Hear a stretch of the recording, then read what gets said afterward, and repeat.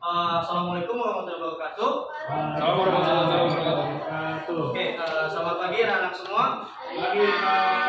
Oke, hari ini kita akan masuk materi selanjutnya karena kita sebelumnya telah mempelajari materi tentang sejarah dan teori sosial. Nah, hari ini kita masuk ke materi selanjutnya pada hari ini yaitu tentang kehidupan bangsa Indonesia dengan subtitlenya tentang kehidupan bangsa Indonesia.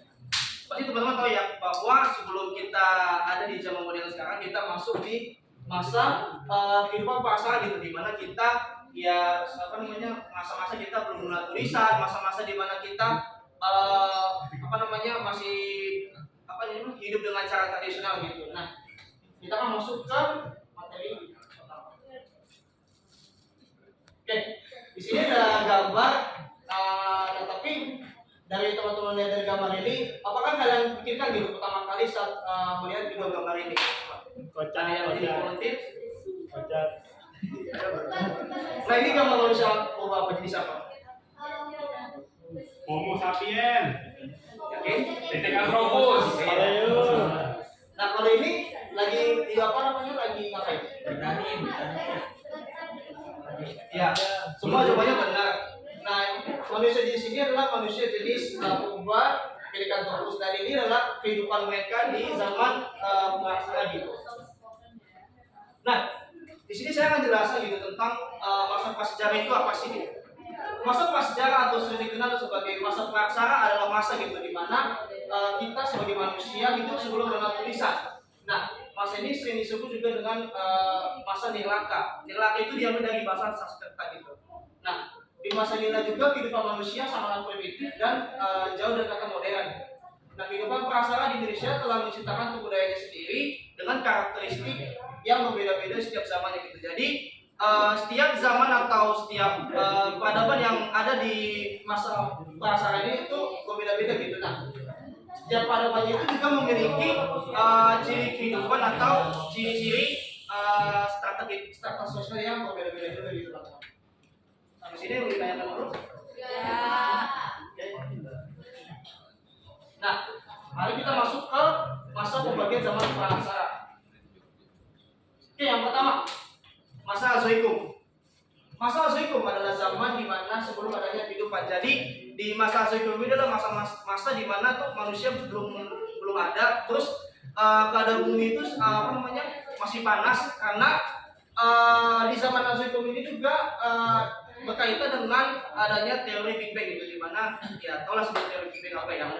Nah, di zaman Azoikum ini itu bumi baru saja terbentuk dan suhu bumi itu relatif tinggi dan berlangsung itu selama 1 miliar tahun. Dan di masa ini juga kehidupan manusia masih belum terbentuk. Nah, bisa dilihat dari gambar ini kayak gunung-gunung masih banyak, terus suhu di bumi itu masih aktif-aktifnya, terus mungkin radioaktif ini juga masih ada gitu.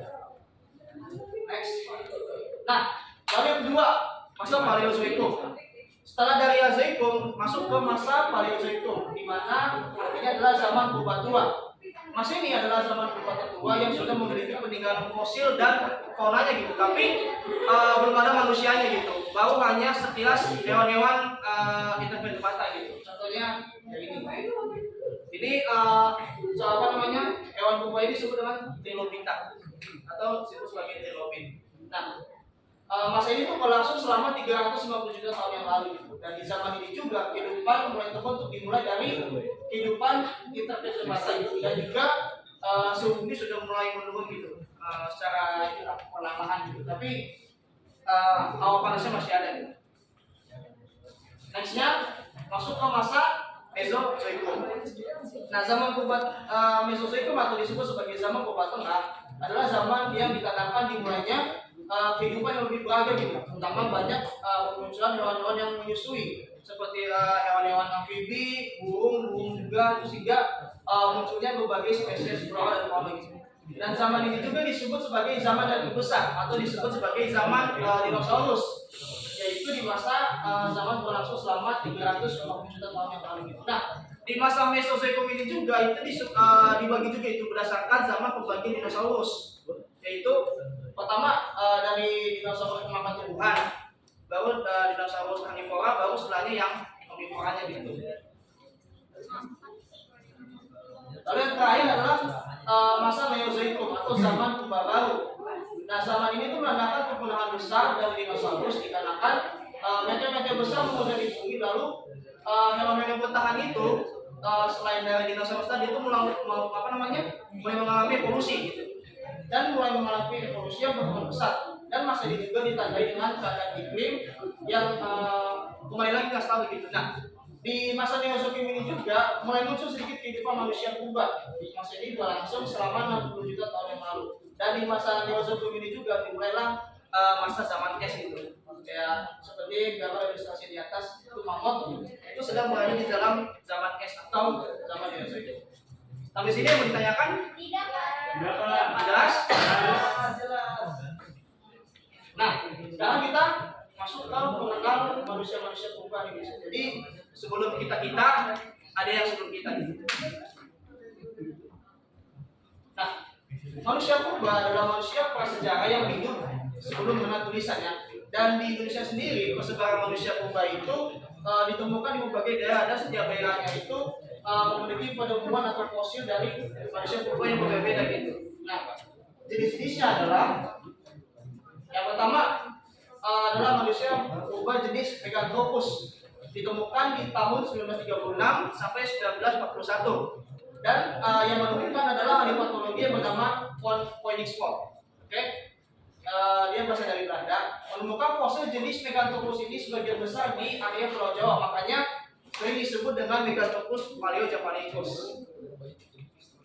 Nah, ciri-cirinya itu yang pertama punya tulang pinggang tebal, tadinya menonjol, dan memiliki kekuatan yang besar, dan volume otaknya sekitar 900 cc. Dan tingginya itu sekitar 2,5 meter. Nah, lalu selanjutnya adalah manusia jenis Pithecanthropus. Nah, yang ini ditemukan oleh Eugene Du Bois itu sekitar tahun 1890. Ini sekitar wilayah Tridil di desa pinggiran Bengawan Solo, Ngawi di Provinsi Jawa Timur. Nah, manusia ini juga sering disebut dengan manusia kera yang berjalan tegak gitu, karena postur kerangka mukanya itu yang mirip di kera gitu. Nah, jenis manusia ini itu dinamakan sesuai dengan tempat atau daerah mereka ditemukan oleh para peneliti arkeologi. Selain dia di Tremilia, dia juga di Mojokerto, makanya dinamakan Pithecanthropus mojokertonensis. Nah, ciri-cirinya yaitu bentuk tubuhnya lebih kecil dari yang Pithecanthropus tadi. Terus tinggi badan itu sekitar 160 sampai 180 cm, relatif kecil. Terus volume otaknya itu sekitar 750 sampai 900 cc. Next. Nah, yang terakhir mungkin adalah manusia jenis Homo. Nah, fosil jenis Homo ini ditemukan pertama kali oleh seorang ahli bernama von Richthofen di daerah Wajak. Penelitian ini tuh kemudian dilakukan oleh Eugene Du Bois tadi yang menemukan Pithecanthropus tadi. Nah, jadi manusia ini dikatakan para ahli adalah jenis manusia purba yang sempurna karena baik dari segi fisik, volume otak maupun postur badan secara umum tidak jauh berbeda dengan manusia modern atau manusia-manusia kita kayak sekarang gitu. Nah, untuk ciri-cirinya itu tinggi badan sekitar 130 sampai 210 cm, relatifnya tinggi lah ibaratnya. Terus berat badan antara 30 sampai 150 kg. Nah, yang paling beda dari dua manusia purba yang lain adalah volume otaknya. Karena manusia jenis Homo itu memiliki volume otak sekitar 1000 sampai 2000 cc gitu. Nah, cuman setelah mengalami perevolusian, jadinya kita di manusia modern zaman sekarang itu mentoknya sampai cuma 1500. Itulah. Dan telah menggunakan bahasa untuk berkomunikasi, walaupun bahasanya itu hanya menggunakan bahasa-bahasa yang sering kita lihat gambar-gambar di luar gitu, kayak contoh kayak gambar-gambar ilustrasi atau kayak simbol-simbol tertentu. Nah, itulah salah satu contoh manusia purba dalam berkomunikasi dengan sesamanya. Nah, ada seperti biasa ini ada quote of the day. The love for all living creatures is the most noble attribute of man. Artinya, cinta untuk semua makhluk hidup adalah atribut paling mulia dari manusia. Dikembangkan oleh Cakasya. Any question? Oke. Nah, sampai sini aja. Oke, mungkin untuk materi selanjutnya nanti kita akan membahas tentang zaman-zaman batu dan juga zaman-zaman logam. Mungkin sampai sini saja pelajaran hari ini. Terima kasih. Wassalamualaikum warahmatullahi wabarakatuh.